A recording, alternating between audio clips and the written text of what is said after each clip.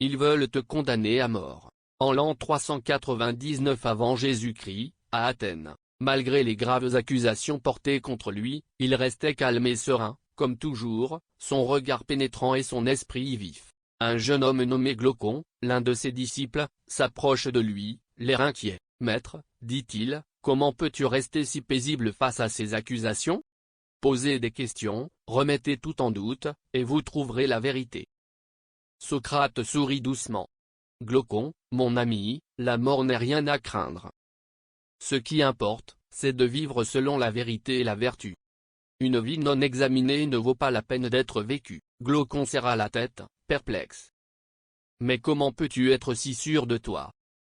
Ne crains-tu pas l'inconnu? » L'inconnu, répondit Socrate, est simplement ce que nous n'avons pas encore compris. La mort peut être de deux choses, soit un sommeil paisible, soit une rencontre avec des âmes sages.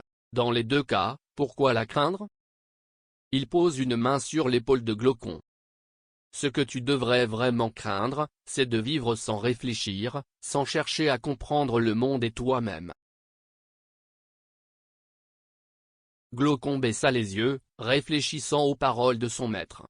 Socrate, le célèbre philosophe, se tenait devant le tribunal de la cité, accusé de corrompre la jeunesse et de ne pas croire au dieu de la ville. « Mais que devons-nous faire sans toi, Socrate?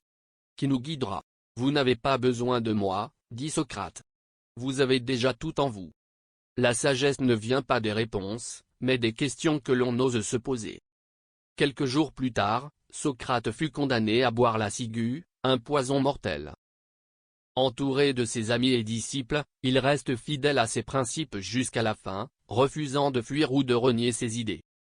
Alors qu'il portait la coupe à ses lèvres, il dit calmement, « Nous devons à Asclépio Syncoque. N'oubliez pas de payer cette dette. » Ces mots énigmatiques, souvent interprétés comme un symbole de gratitude pour la guérison de l'âme, résonnèrent dans la pièce.